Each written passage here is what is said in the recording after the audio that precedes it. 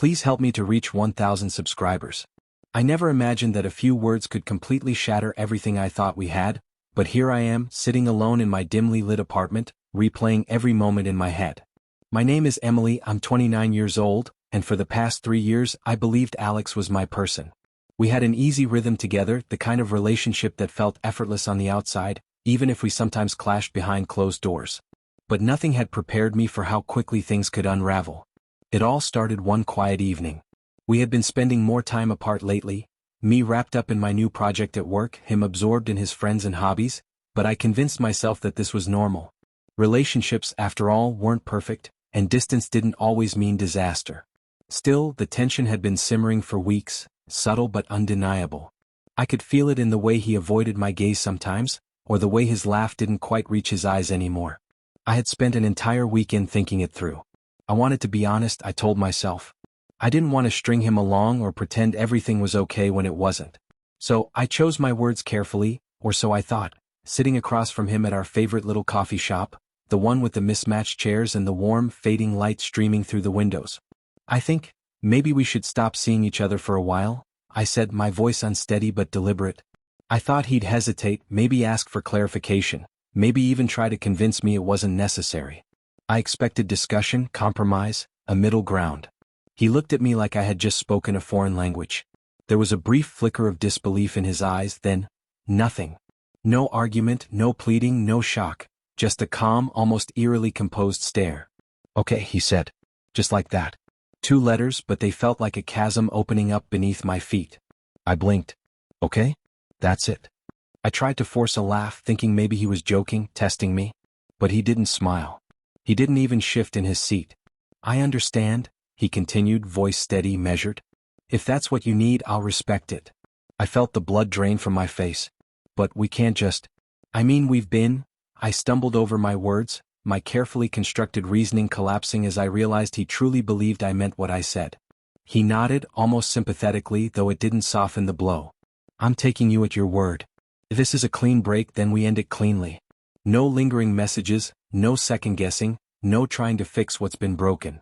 The words hit me harder than I could have imagined. Clean break. Those 2 simple words carried the weight of months, years even, and the crushing finality of it left me speechless. I had expected resistance, debate, maybe even anger. I hadn't expected this quiet, resolute acceptance, the calmness that made it clear there would be no turning back. As I watched him stand, gather his things, and walk out of the coffee shop without looking back, I realized I had underestimated him completely. Alex wasn't the type to argue endlessly or chase after me. He wasn't the kind to let emotions spiral into chaos. He was deliberate, controlled, and in that moment, that control was devastating. For the rest of the day, I tried to convince myself it was fine. I told myself that maybe he just needed time, that a conversation tomorrow would bring clarity. But as hours stretched into evening and the text messages I nervously typed and erased remained unsent, the truth settled in. He had meant exactly what he said. There would be no compromise. There would be no negotiation. The following days were worse than I could have anticipated. I watched his life continue from a distance, noticing the small things he did, checking in with mutual friends, keeping his routine, never wavering, never flinching. Meanwhile, I was left to grapple with my own panic, my own regret, and the gnawing sense of loss I hadn't felt when I had imagined a break in my mind. Every time I reached for my phone, I thought about sending a message trying to reach him, to clarify, to soften my words. But deep down, I knew it would change nothing. Alex had shown me through his actions what he truly valued: honesty, respect, and a refusal to be minimized or made to feel insignificant.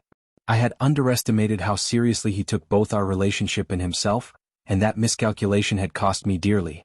Friends tried to console me, offering platitudes that sounded hollow even as they left their lips. It's better to realize now than later, one of them said. He'll come back when he's ready. But I knew in my gut that this wasn't about readiness. This was about boundaries, about recognizing that my words and actions had consequences that he would no longer absorb silently. I replayed the conversation over and over, dissecting every syllable, every pause, every look. How could a single statement, so carefully considered, so seemingly harmless, result in such irrevocable damage? The answer was obvious, though I resisted it at first. I hadn't been careful enough. I hadn't respected him the way he deserved. I hadn't considered the full weight of my own words. And now it was too late. I began to notice the silence around me in ways I hadn't before. The empty apartment, the absence of the small routines we had shared, the lack of laughter that had once filled the corners of my life.